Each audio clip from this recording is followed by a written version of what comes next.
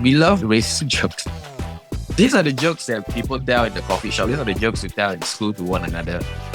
People tell me they like my stand-up. That just means so much more to me than if you saw me play a character or TikTok or whatever. It feels like I would like to get to a point where that people will want to see me for 10, 20 minutes and they can put down everything they're doing and just watch me. Welcome to Before We Get There, the podcast where we explore people's journeys, how they got to where they are, what keeps them pushing forward, and where they eventually want to get to. I'm your host, Nicholas Brayman, and today I'm joined by Jacky. Jacky is a Singaporean stand-up comedian who has performed across Southeast Asia, including at the Melbourne Comedy Festival, and has specials out on YouTube and Spotify. We talked about how he decided he could make it as a comedian, his joke writing process, what he thinks about hecklers, the next stage he'd like to perform on, and much more.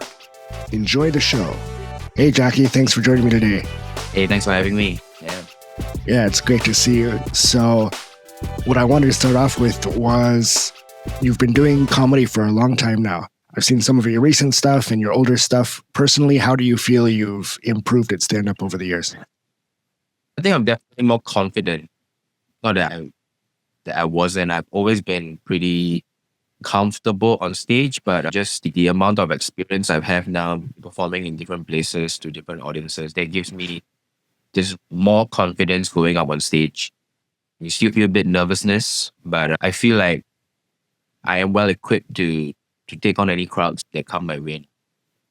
So is there no nervousness at all, or is it depend on how the size of the crowd or if you're doing well or not? There's definitely nervousness because it's live entertainment, right? Like you never know, anything can go wrong anytime. And people have said to me before that if you don't feel any type of nervousness going up on stage, then you probably don't care anymore. And that's not a good place to be. So nervous because you want the night to go, you want to do as good as you can do. So there is always nervousness, but I just know that I've come across really tough crowds and I've been able to win them over and do well even on really tough nights. So there is that confidence that I have the skill set required to perform well on the night. Do you have any good bombing stories? Like, when was the worst bombing you ever had? Yeah. The one I can remember the most vividly is last year at the Perth Fringe Festival. It was literally on the very last night of the festival. So it was pretty much, it's like there's literally no more stakes. Everything's done. I'm literally heading to the airport right after this gig. But the crowd was just not feeling it. I don't know why. Like it was a good number of people in there. I think it was like 30 people. Just none of the jokes were. The jokes that were working throughout the festival, the jokes that we had been working on the whole festival and that were getting better and then working. Just on the very last night, it was my very last show. I don't know why the crowd just did not work. And it didn't, like the show was just flat from every performer. And then there was one more guy that was gonna, or maybe two more guys that were gonna go after me. And then the minute I finished myself, I was like, this is the worst show of this festival I've ever had. And so I'm just going to go to the airport now. And I had my luggage with me. Left. When I got to the airport though, like one of the other comics at the show messaged me, like, hey, one of our guys that's closing the show is actually crushing really hard. So yeah, that was pretty memorable. Looking forward to being back again. See if they come back. And so what's that feeling like when you're up on stage and it's just quiet? You're not getting the laughs that you expect or that you want. Like, if it was me, I can imagine I just want to throw the microphone and run away. Yeah, I think it's part and parcel of the job. It's gonna happen sometimes. You gotta make sure you do your best. You have your jokes that you prepared. You try and talk to the crowd. Like there are all of these things that you can do. The crowd's not worried. The crowd's not worried. I think maybe a few years ago, a big bad bomb like that might have really crushed me. But I think nowadays, I remind myself that it comes with the territory of trying to become a. And like you just have to live with it and try to not let it happen again. So does it weigh on your mind afterwards, or you're like trying to see what you could have done differently, or you're like, no, that was just timing or the crowd, and there's nothing I could have done about it. It definitely weighs on my mind. I'll think about it for a bit, but you can only think about it so much. There's really nothing you can do once the show's over. You can look back at the clips, try to find out what you did wrong or what you could have done better. But then, like, when it's time for the next show, then you start working on the next show and make sure this show now doesn't suck like the one before. Yeah. Actually, I know you got started doing comedy because you were friends with Fakkah Fuzz. Yeah. And he brought you into the fold. It's funny because I do jiu-jitsu, which Fuzz is really into. And so I actually had a competition against him like 6 years ago. And I didn't know who he was at the time. We were both white belts, like pretty new to jiu-jitsu. And we both had Brazilian coaches. So we had our match like sweating and fighting, and it was very equal the whole time. And then at the end, they raised his hand as a winner. And both of our coaches started like yelling at each other in Portuguese and fighting with the ref and saying, no, my guy won. So it was really funny. I reached out to him afterwards after I found out who he was, but he's a super nice guy. He is. And so at the beginning, like, how was it hard to get started and go up for the first time, or because you knew him, like you had somebody on your side there? What was that like? Yeah, I feel incredibly fortunate that he was my gateway into the scene. Like, I met him and I've always wanted to do it. I never knew how to do it, but when I met him and that represented, so this is your opportunity to go and do it. And even then, I was still pretty scared. I knew him because I was working as a PA at MediaCorp, and I was his PA for the SG50 show. 50 Ways to be a Singaporean. It was really only on my very last week of that job before I had to go into the army that I told myself, like, the door is right there. It might not be open. It's really up to me to go and open that door myself. And then so I reached out to him and I was like, how do I go about doing this? It was quite funny because it was also like right after him inviting me to go watch a show. There were some other comics that just weren't doing that great on stage. And so and then when I look at them, I'm like, this guy can do it. And if he's not crushing, he's not really doing that, and I should be able to try it out. And then I asked Fuzz, and then he was like, now that you asked me, I could have put you on that show that you just came and watched, and it would have been easier for him because it was his show. But he directed me to a weekly open mic. It's called Talk Cop Comedy back then, happening every Wednesday at the Blue Jazz. It's no longer around. But then he signed me up for the open mic.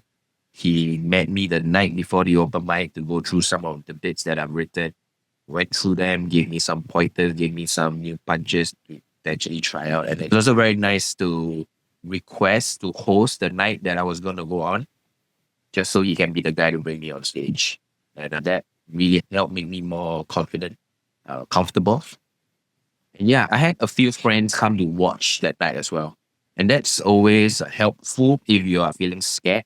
But after a while, like, I had other comics tell me, it's great that you have friends coming and the bookers love it. That you can bring 4 or 5 people down to watch you every time. Because some of the pro comics wouldn't be able to do that.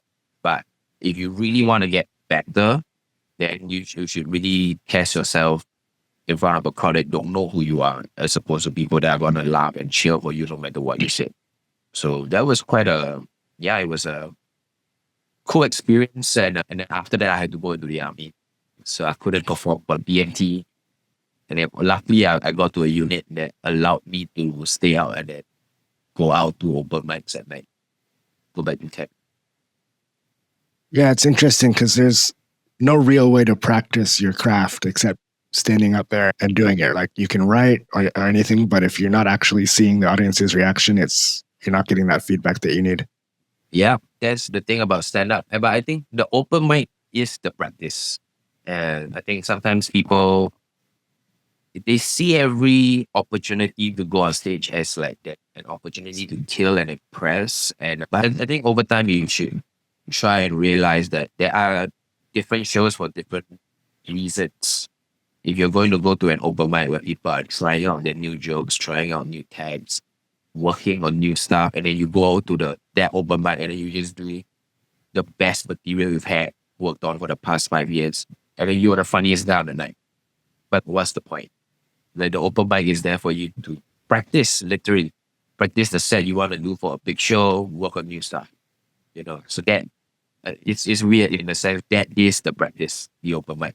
It's not like any other kind of form where you can play guitar in your room or practice any kind of singing or whatever. It's just special that way. So if you don't utilize the open mic to practice new stuff, you're wasting the opportunity because you might crush, but you're not improving at all or trying out new stuff. Yeah, that's right. And I think there are comedians that they do that. They crush every week at the open mic, but that's all you will see. That's all you will see them do. You'll just be them at the open mic. Because any kind of showcase that what would have put them on would be they would show up at the showcase and then do the same jokes that they did at the open mic. And then if there's another showcase coming up, then you're not booked for that anymore because you used up all your jokes. You're not using the open mic to come up with new better things that kept yourself. You put that ceiling over yourself. So what's your writing process like? How do you come up? How do you develop jokes? And do you have a set schedule or do you just get inspiration from life? Yeah, some of the comics I met in Australia, and some of my closer friends here in Singapore, we would get on like a group call like that, and then we would just share the premises that we have been working on, and then we can help give each other tags to try it at the open mic. Yeah. Other than that, like I don't really have a set schedule, but it's like, how do I put this? Like I've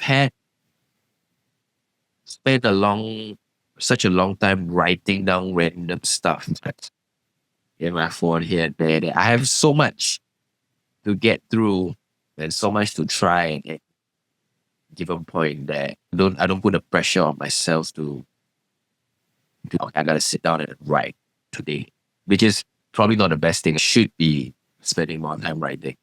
But I feel like I have set up such a backlog of things that I want to do, clear and try before I work on anything new. I recently also started working on a more narrative-based show as opposed to just pure stand-up jokes. A guy from the theater community saw me perform. And then he reached out to me and said, try to work on something together. So that's what we've been trying to work on, which is maybe more of a side project for now.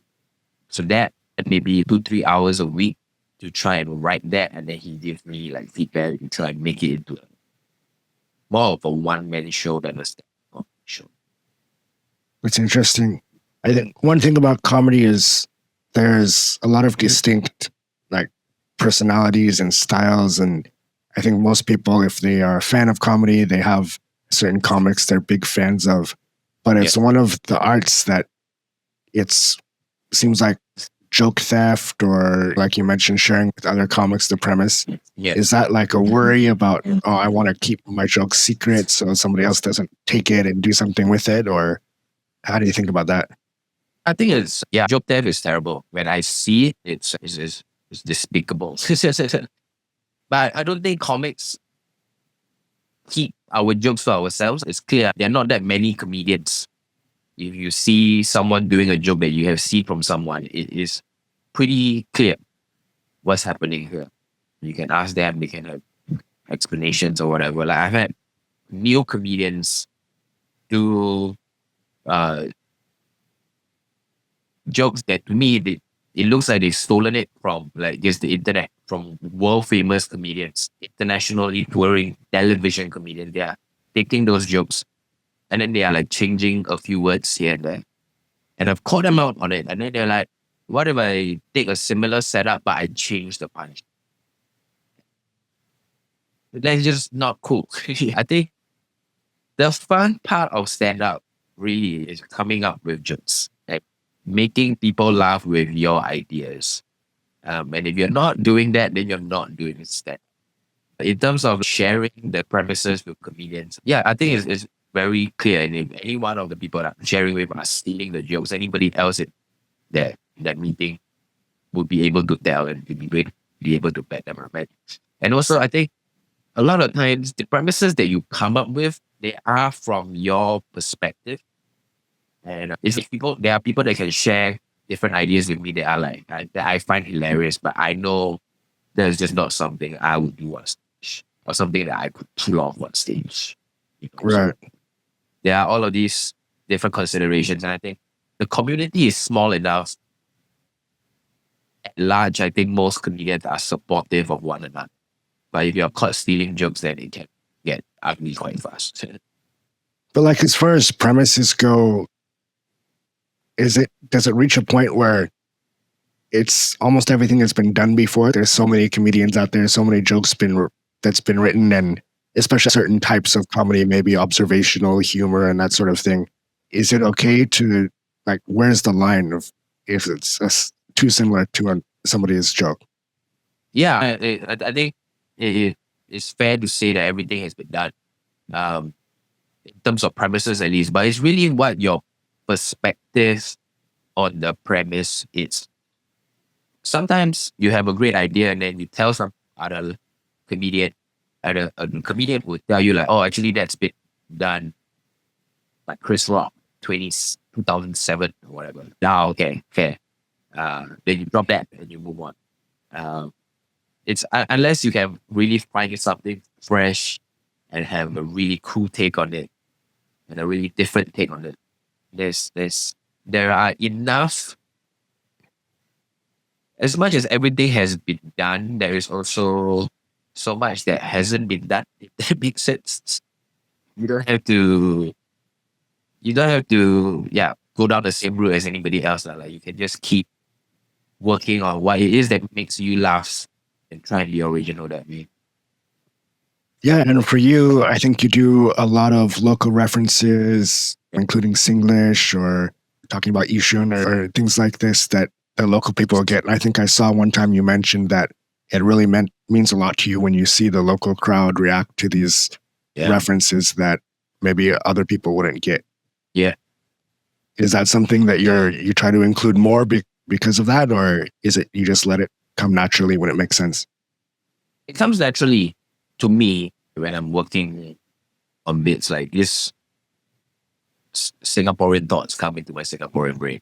I think when I first started out, it was something I tried to avoid because I was worried that the jokes don't travel.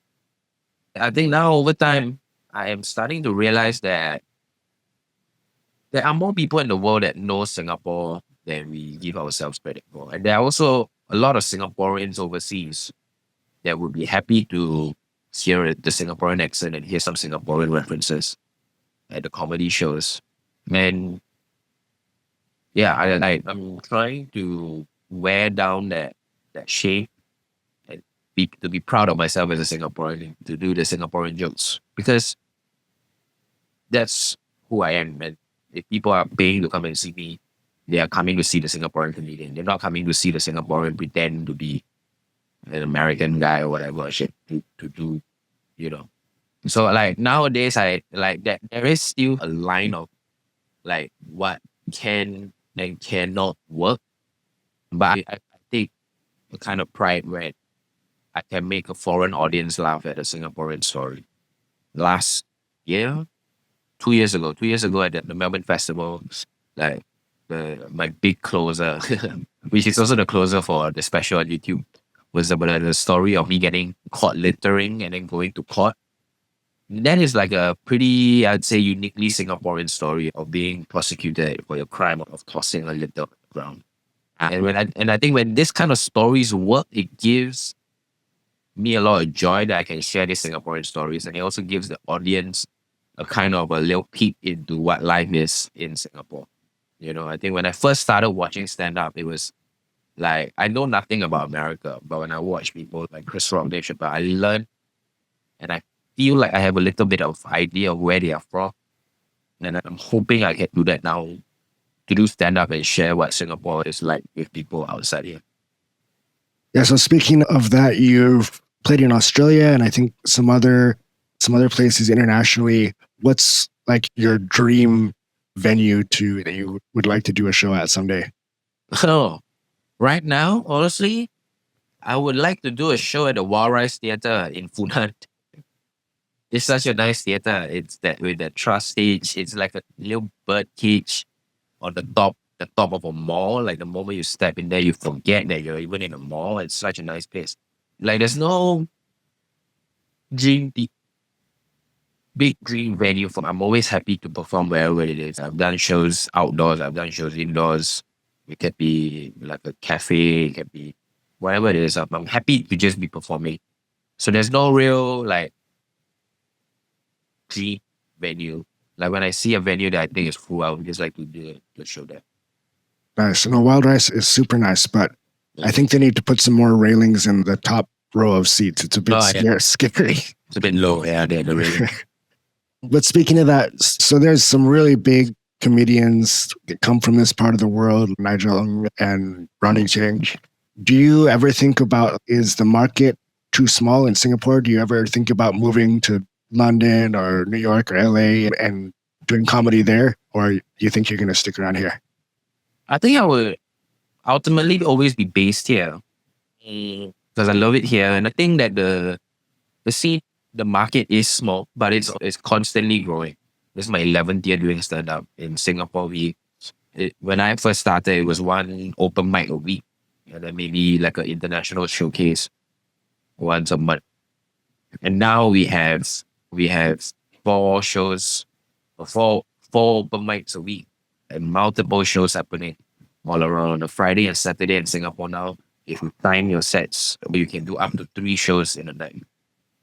And then same with Malaysia, same with Vietnam, the Philippines. I think the market is it's so much untapped potential in this part of the world. I enjoy performing for people around here much more. I find that I have way more in common with someone that's like say in Bangkok, Thailand, than anyone else in London or the US or things like that. I love to visit sometimes, and I find that most times when you are visiting a new comedy scene, they are usually really nice, and you get a lot of spots and guest appearances. You can do this, you can do that. But once you move in there, you become one of them. Then you are competing with them as a part to being their guest.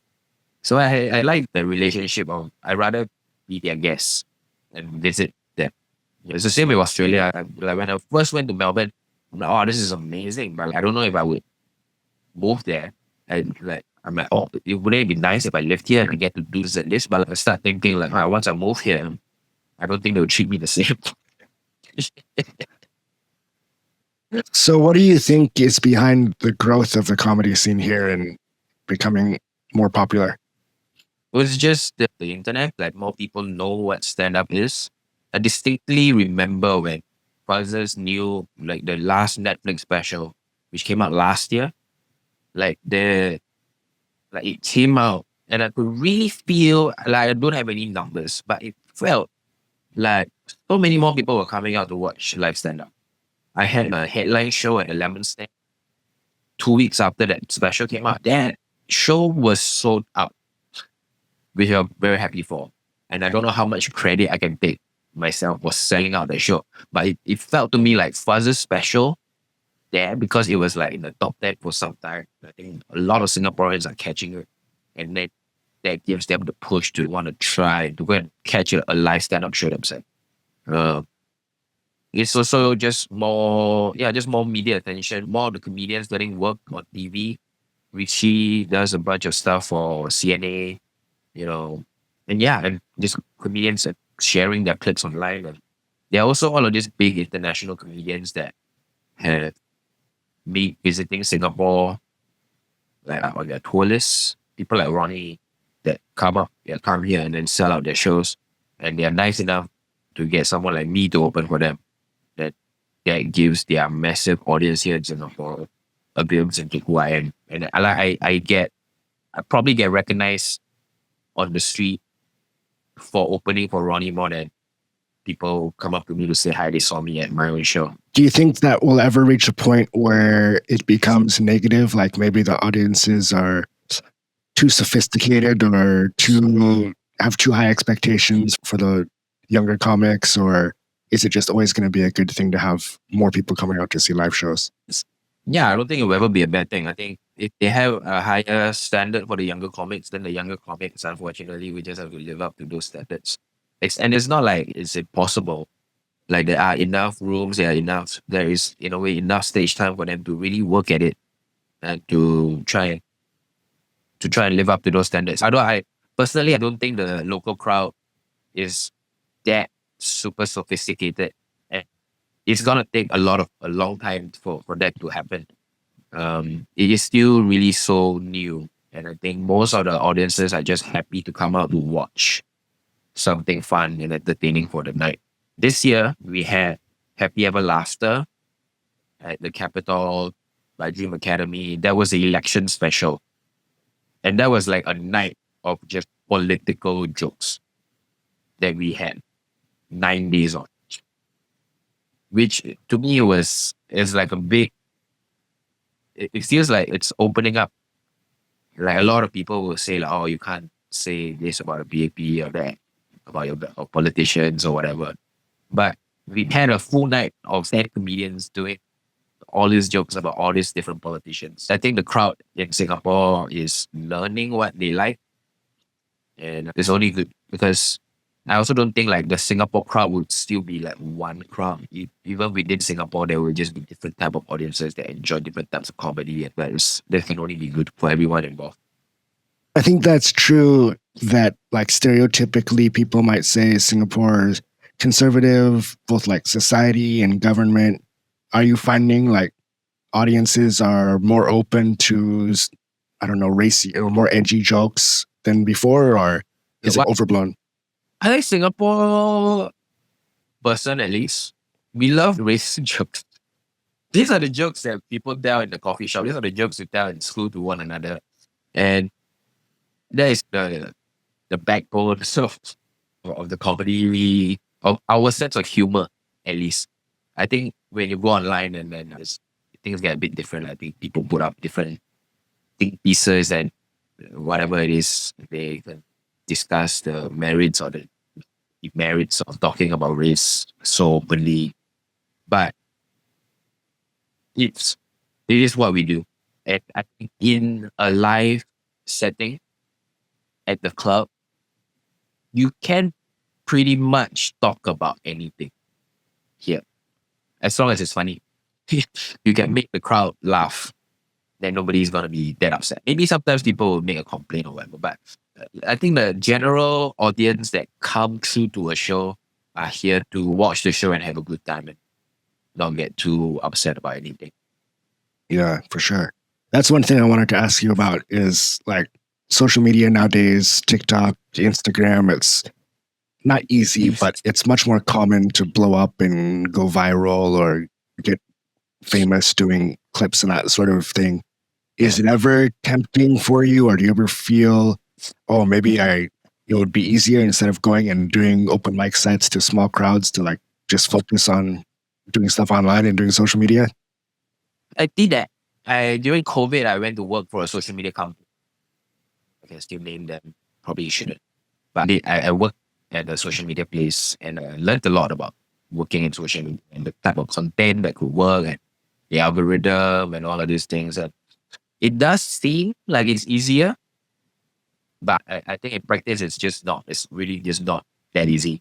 There's so many things you got to think of. There's so much work to set up your cameras this way and we couldn't even get a mic to work properly when I came on in this room before we started. There's all of these things, and then how you caption and your thumbnail and all of these different things that you got to think about. And that is so much work as opposed to me going to a place and then sitting backstage for 20 minutes and then some guy calls me on and then I go up there and I talk. It's a lot easier. Maybe I don't get as famous, but I feel a lot happier doing that and I feel less stressed out doing that. Like nowadays, the content that I post on my Instagram is all just clips from my show, mostly. That seems to be working all right for me, and I'm happy to continue doing that. And stand up is what I like. Everything that I have, I have because I started doing stand up. My fiance, I met her at one of my shows, the first show out of COVID. All of my closest friends I've been at a show, or like the musicians that I hang out with, like we used to perform at the same venue. All of the big things in my life even that job at the social media company, they hired me because they saw me doing stand up. And there's just, I don't see myself doing anything. If I wasn't doing anything, it would be stand up. And if I was doing everything else, I would still want to be doing stand up at the end of the day. What's the thing that you love the most? What makes it meaningful to you or gives you the feeling that this is exactly what you want to be doing? It's just the reactions from the crowd. It's live, it's instantaneous. And like when you get a new joke working, or when you go out there to a particularly big crowd, do really well, or you go out there to a particularly rough crowd and then you, against all odds, make them laugh. There's all of these different life things that make it challenging and make it meaningful for me. But yeah, like what tell me they like my stand up is that just means so much more to me than it saw me play a character or TikTok or whatever. It's just like, So speaking of that, you started doing stand up when you were in school, but then I think after you graduated, you also worked. You mentioned you worked some corporate jobs after that. When was it, or how did you decide that you were ready, or your career was in a place where you could commit to doing stand up full time? oh, so I actually was trying to do stand up full time coming out of uni. When I did it for a couple of years, I went on tour. I was actually on tour in Vietnam. My mom called me and she said, there's this COVID thing. So you better come back. Came back home. And then we went into a lockdown. And I look on my Instagram, all my friends in Vietnam are still out in the public because they had a way later lockdown than we did. So COVID happened and then we couldn't perform anymore. Could do these Zoom shows. The Zoom shows just aren't the same. And some people started sharing some job postings with me, and I started going for some different interviews, and then I started working this corporate job. And so technically, the job saved my life. I wouldn't have any money to eat if not for the job. So I did it for 3 years, and it was cool. It was fun for most part. And then when the COVID ended, when all of the travel stuff was listed, I could travel again. I told myself that okay, I want to go back on the road to do stand up. And like the great timing was Happy Ever After that year was the Malaysian edition. So Happy Ever After said we're gonna fly you to KL and fly you back. I said, can I, instead of flying me back, could you just book a flight to like Vietnam for me so I can continue going on that tour that I had to. So yeah, I finished Happy Ever After in KL, and then they paid me a healthy amount of money, and then I just flew to Vietnam, and I did Vietnam, Cambodia, Philippines, Bali, and I just went around and made all these different connections with all the different bookers there in the region, and that allowed me now to, if I have a show now, I can fairly easily get in touch with them and try to book a show and make a show happen this side of the world.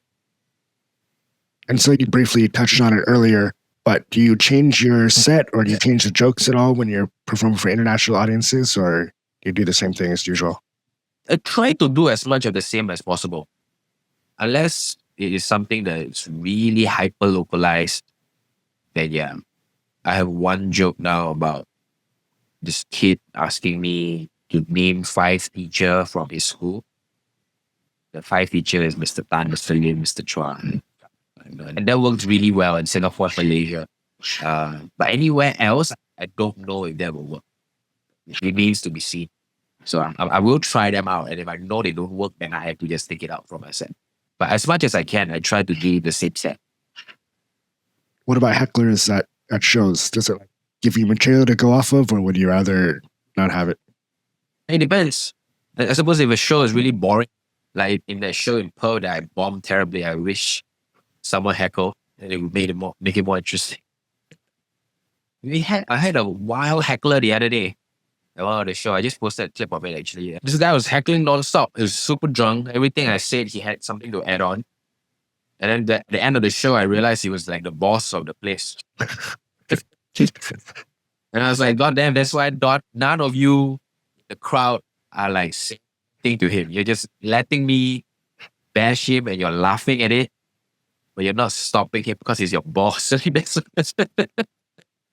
So it can be fun. I think ultimately, like, again, I don't think people come out to shows to be an asshole. And I think everybody come out wanting to have fun. And I think some people just have fun in their own way and they don't really spare a thought for others.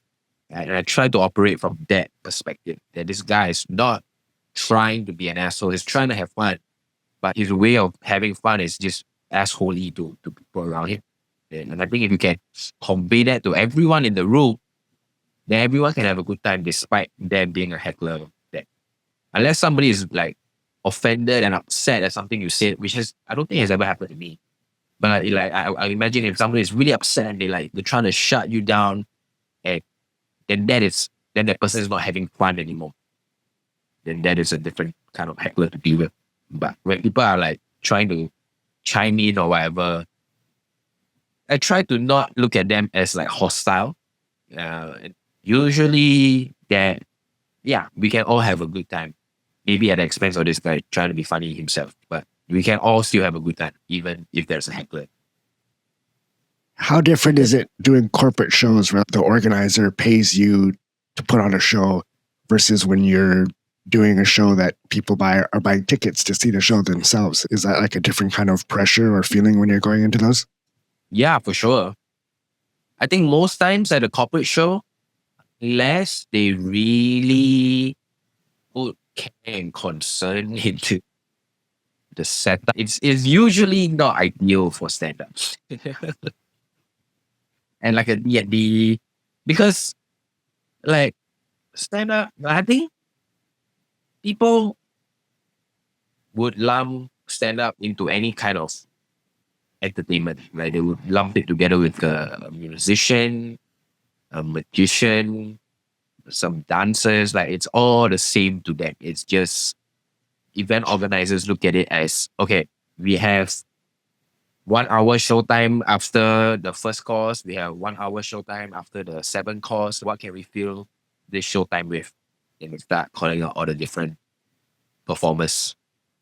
But stand-up requires the crowd to be fully attentive. It requires like a certain kind of atmosphere for it to work. Like if you are like sometimes I show up at a corporate, we have this acrobats that's spinning around, jumping around, and the crowd is blown away. I'm like, thank you so much. Let's put our hands together for the next one, Jacky. And I'm out there, I'm like, hey, hello. And it's just a complete downer for everybody. Like I don't blame anyone in the room for not reacting to anything I said. Like they just saw the most amazing thing they've seen in their lives. Or like they're like in the interest of time, the event organizer would want to serve the food while the guy is on stage. And yeah, if it's a musician singing, sure, you can have fish and you can enjoy your fish and listen to the amazing song. But if I'm trying to tell a joke and sweet and sour pork comes out, they're going to be eating sweet and sour pork. I don't blame them for wanting to eat sweet and sour pork. And then when their mouth is filled with sweet and sour pork, they cannot laugh. So there's all of these different things. And that is why a lot of comedians look at a corporate gig as like just being paid to die. Like they're just, you're going to give you a certain amount of money. You're going to go out there, you're going to take up 20 minutes and then nobody's going to listen to you. Sometimes, yeah, I like, if it's like a big year-end celebration, no one wants to be there. Everybody wants to be there to celebrate. No one's there to listen to anybody else. They want to go and they want to cheers their friend. They want to yam sing. They want to do all of those things. So like, I would never turn down a gig if you're going to pay me. But I can also understand why a lot of people at times at a corporate gig, they are just not the most enthusiastic for stand-up. Yeah. Do you think you'll reach that, or could that be something that you hope someday you get to that point where you'll be able to be more selective or set like some restrictions and groundwork before you accept that kind of gig? For sure. It's either that or like Kumar. When I see Kumar at a corporate gig, Kumar is the exception. Kumar to any Singaporean would put down what they're doing. Watch Kumar. Like I've seen magicians fail. People don't give a fuck. And then the MC's like, just Kuma. And then people put down their fork and spoon, and they spend 20 minutes watching Kuma. That is like, I guess I rather that, because I rather still make the money. As much as I would want to be selective of the gigs, I think with a house coming up, I'm getting married soon. Yeah, I can always use more money. So I would like to get to a point where the people will want to see me for 10, 20 minutes, and they can put down everything they're doing and just watch me for 10, 20 minutes, as opposed to turning down gigs. I think that's the greatest blessing in my life, is the opportunity to go on stage at any time. I would take it on anytime, whether it's a challenge or not. I would always want to. Nice. And that leads into my last question, which I think maybe that's one answer there. But other than that, any big goals for your future, whether that be maybe a Netflix special or opening for somebody or having somebody open for you? What would be like a peak pinnacle type of goal that you might look for yourself? I don't know about Netflix. I would like to have a Singapore comedy special do really well internationally. I would like to have that piece of work that people from around the world can see and be like, oh, that's Singaporean comedian. Because right now, it's like Crazy Rich Asians. That's what people think Singaporeans are. Which I'm not complaining. Like before Crazy Rich Asians, nobody knew what Singapore is or was. People think we are in China, but Crazy Rich Asians actually opened that up to be like, oh, actually, Singapore is this place, Southeast Asia. You know a bit more about Singapore, but I don't think it's like the everyday Singaporean. And I think if I have the opportunity to come up with a piece of media, a comedy special, ideally, that can convey what it's like to live in Singapore as a regular Singaporean in a HDB flat, like going to the coffee shop for food, hanging out with old people at the exercise corner and stuff like that. That would be a dream come true. Awesome. We'll put some links in the show notes, but where can people see your stuff, or where can they go to your shows? So all of the shows that I organize myself, I sell the tickets on my website at jacky.sg. I have a Telegram channel, Jacky and Friends. There's Jacky, Jacky, and then N, the letter, Friends. Jacky and Friends. That is where all of the gigs that I'm doing, I announce there first. And then you have access to like early bird tickets and stuff like that on the channel, on Telegram. Yeah, now you can just keep a lookout on the website. And then all my social media is Jacky Ng Comedy. Awesome. Thanks so much for joining me today. It was great to talk to you. You too. Thanks for having me. Talk to you soon. Bye. Bye. Thank you for listening to Before We Get There with your host, Nicholas Brayman. Please like and subscribe on YouTube and your favorite podcast platforms like Spotify and Apple Podcasts. You can also find us on Instagram, TikTok, and Facebook at Before We Get There Podcast. New episodes are released every other Thursday morning. See you next time.